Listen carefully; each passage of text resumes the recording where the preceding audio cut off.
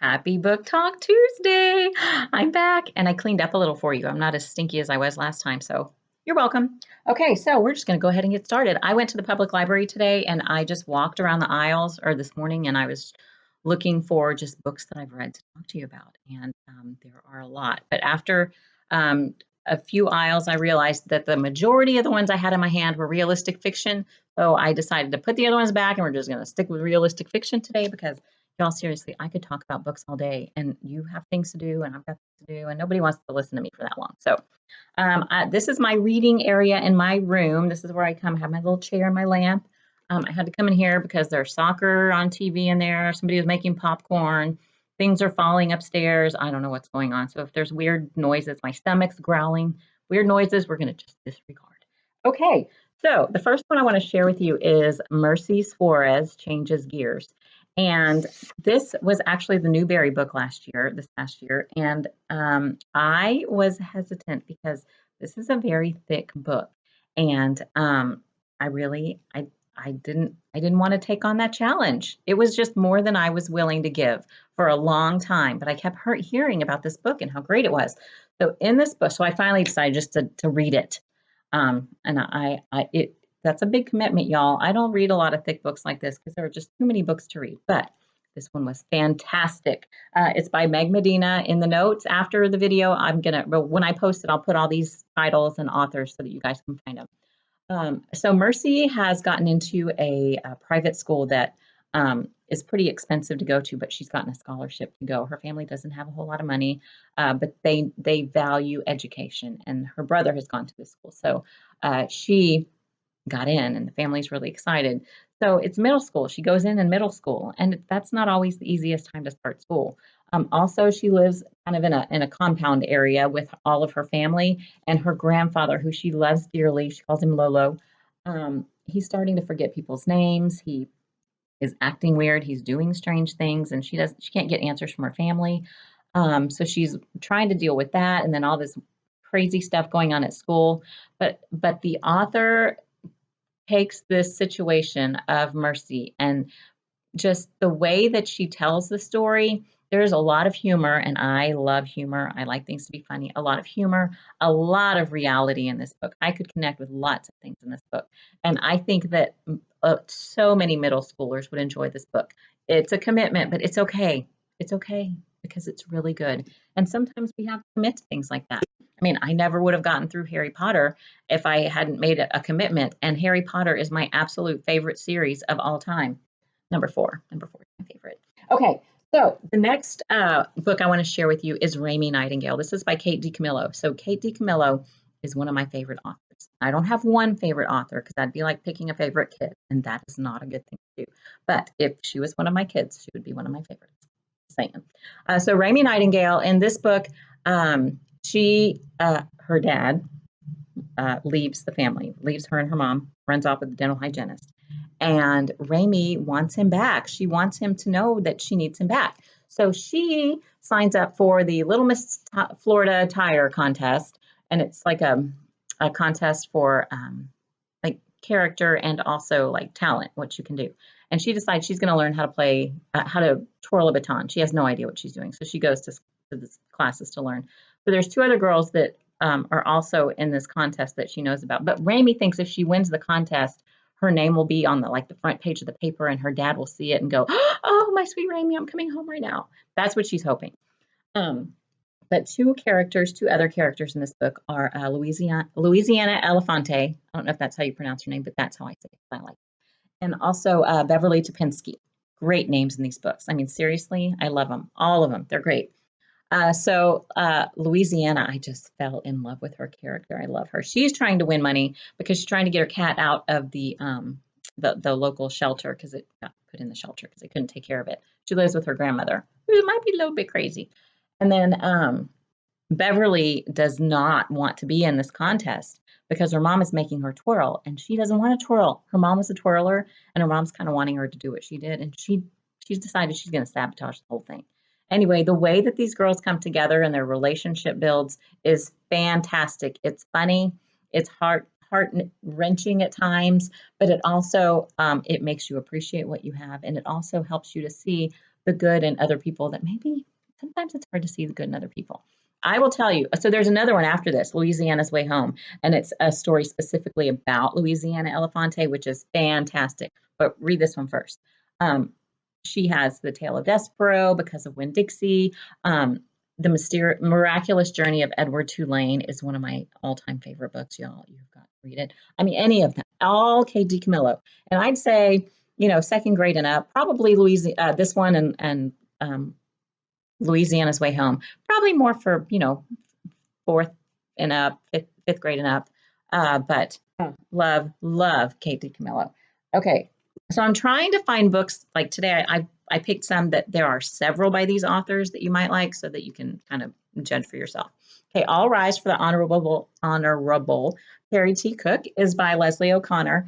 My oldest daughter is in high school right now, and she's still like her favorite book of all time is Waiting for Normal by Leslie O'Connor. She loves it. That's a great story about a girl whose mom is bipolar and either all or nothing with her mom. Sometimes, it's party time, and sometimes they like have no food to eat. And she's just always waiting for normal. That's a different book. Fantastic, really good. So in this book, Perry is born in prison. His mom was pregnant when she went into prison, and the warden, it's a minimum security place, and the warden let her keep Perry there and raise him there. Well, there's a new DA, and he has realized what is going on, and he's like, no, this is bad. This shouldn't be happening.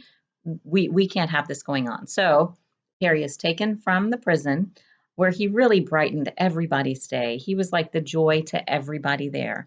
And he has to go live somewhere else. So where he lives is not someplace he would choose.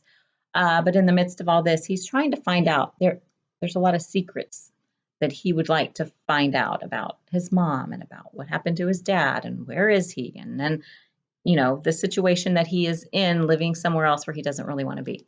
This is a fantastic book. Another one by Leslie O'Connor that is probably my favorite one by her is The Truth as Told by Mason Buttle. So Mason had a best friend who I think his name was Benny, and the last time Benny was seen was in Mason's family's orchard, and he had died. Like he was at the bottom of their tree house that they shared. So Mason was the last person to see him alive, and then Mason was the first person to find him after he had died. Mason he's a big kid. He's a very sweaty kid. He has a lot of trouble learning with reading and writing. He's got a lot of serious trouble with it. He's a little bit slower than the other kids. He's bullied a lot. People pick on him a lot. But he's also a very honest kid, and he doesn't understand why the sheriff doesn't believe him, that the sheriff keeps thinking something else must have happened. You must know. So he does end up making a new friend in the middle of this investigation who is funny, and he enjoys him, and they build underground tunnels back in the orchard, and then this friend goes missing. And so it just causes a lot more trouble for Mason. But I just wanted to take Mason and hug him and tell him I am his friend and I think he's amazing and he has so many gifts. And I'm so glad he's in the book, because I would have to find him. But there's Mason Buttles everywhere. But it's so good. The next author I'm going to talk. I'm almost done. The next author I'm going to talk to you about is John David Anderson. So Miss Bixby's Last Day is it's kind of a glaring. Anyway, Miss Bixby's Last Day is a story of these three boys who they're kind of troublemakers. They've been in classes for a long time together, and they got Miss Bixby for fifth grade. I think sixth grade. Fifth or sixth grade. And she's like that one teacher that everybody wants. She just is an amazing, amazing person, and everybody wants to be in her class. So they find out during the school year that Miss Bixby is not going to be able to finish the year because she is sick and she's going to have to go into the hospital for treatment. Well, the boys are devastated, and so they are planning this big, celebration for her last day that she's at school. Well, then they get to school before that day, and she's left because she had to go to treatment early. Well, these boys are determined to have this celebration for their teacher, and so the three of them concoct a plan. They kind of have a plan. And they do things that I would not recommend in order to show their teacher how much they care about her. Yeah, they do lots of things that I would don't do what they do. This is not so good. But we all have those teachers and those people in our life that we just love, and they mean so much to us, but we don't think to say anything or do anything for them until it's too late, until they're not there anymore, and they can't have these. You can't tell people what you want to tell them. So tell them. Okay, and I also want to tell you. Oh, hold on, I am not done. There's another book called Posted that I read by John David Anderson that I loved. It's in a middle school, and it talks about the power of words. I talked about that last week. We can build someone up just like that with one word, and we can tear someone all the way to the ground with one word. And in Posted, the kids have misused their cell phones, and there are no cell phones allowed in school. You cannot have them. You can drop them off in the front office when you get to school, but you can't have them. So the kids are trying to think of a new way to communicate. So they start putting Post-it notes around the building. Some of them are great. Some of them are really positive and nice, but then you have those that are not so nice, that tear people down. And so this is going to be a year for these kids that they will never forget, and maybe not in a very good way. But it's another great book about the power of words. He also has another book called Granted that I haven't read yet that I want to read. It's in my library. I just haven't had time. There's so many books. But it's about, when you throw your pennies into the fountain and make your wish, you're not supposed to tell anybody, but there's a grantor that hears the wishes and helps your wish come true. So it's about a fairy who that's her job. And this book is about her very first job to grant someone's wish. But she finds out that maybe what people are asking for are not necessarily what they really mean that they want. And the job of being a grantor is a little bit more challenging than she had planned for. I can't wait to read it. Okay, but that's another great author. I wanted to show you this. This is my reminder to tell you. I got this at the public library today because any public library, wherever you are, they have summer reading programs. And a lot of them have summer reading programs for adults. I just have to fill out these strips and cut them apart and write like the title of the book I've read, my phone number, and my name. And it even says title or genre. I don't have to write the title of the book. And last year I won the swag bag with a gift card to Barnes & Noble in it. It was awesome. I hadn't won before that, but last year I did, so I'm participating. My kids have signed up for the summer reading program. They got, one of my kids had. The other one hasn't gone up there yet. One of them she got a free book just for going in there and signing up. She got to pick a free book.